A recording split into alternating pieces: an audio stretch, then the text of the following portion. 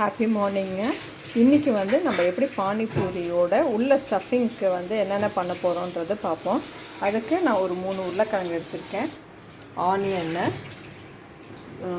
Chillies, கருவேப்பிலை, கொத்தமல்லி எல்லாம் போட்டு ஸ்லிட் பண்ணி வச்சுருக்கோம்.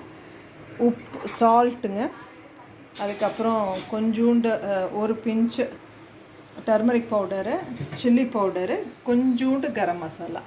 ஸோ பார்ப்போம். ஃபஸ்ட்டு நான் உப்பு போட்டுடுறேன் உருளைக்கிழங்கோட.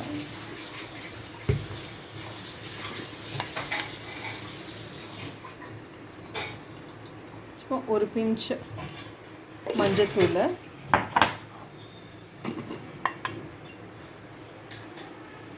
கொஞ்சமாக சில்லி பவுடர், அவங்கவுங்க காரத்துக்கு ஏற்ற மாதிரி போட்டுக்கோங்க, கொஞ்சோண்டு கரம் மசாலா. ஸோ இந்த சில்லிஸு எல்லாம் போட்டு ஒரு மேஷ் பண்ணிடலாம். ஸோ இது உருளைக்கிழங்கு மசிச்சாச்சுங்க. அப்படியே அது வெங்காயத்தோடு போட்டு இது பண்ணிடலாம். ஸோ ஸ்டஃபிங் வந்து நம்மளுக்கு ரெடி ஆயிடுச்சு. இப்போது பானி எப்படி பண்ணுறதுன்னு சொல்கிறேன். ஸோ இப்போ பானிபூரி தண்ணிக்கு வந்து பார்த்திங்கன்னா பூண்டு 2, ஒரே ஒரு பச்சை மிளகா, கொஞ்சோண்டு புளி, இஞ்சி, வேர்க்கடலைங்க.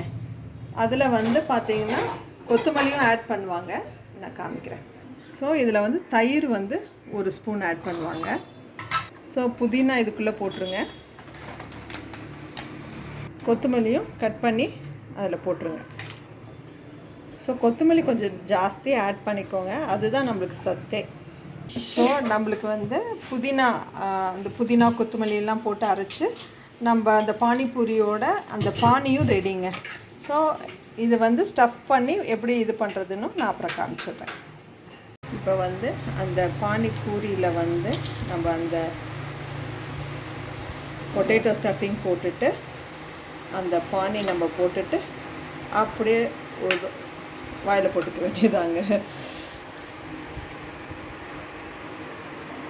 ஸோ ரொம்ப ஈஸி. நீங்கள் கடையில் வாங்குறத விட வீட்டில் வந்து குழந்தைங்களுக்கு செஞ்சு கொடுத்திங்கன்னா ரொம்ப ஹெல்த்தியும் கூட. பசங்க வந்து வெளியில் வந்து எப்படி இருக்கும் என்ன நம்மளுக்கு தெரியாது. வீட்லேயே நம்ம செஞ்சு கொடுக்கறதுனால ஒரு ஹெல்த்தி, நம்ம கண்ணுக்கு முன்னாடியே நம்ம செஞ்சு கொடுக்கறதுனால அது ஹெல்த்தியாகவும் இருக்கும், குழந்தைங்களுக்கு ஆரோக்கியமாகவும் இருக்கும். நீங்களே வீட்டில் ட்ரை பண்ணி பார்த்துட்டு எப்படி இருக்குன்னு சொல்லுங்கள். தேங்க்யூ.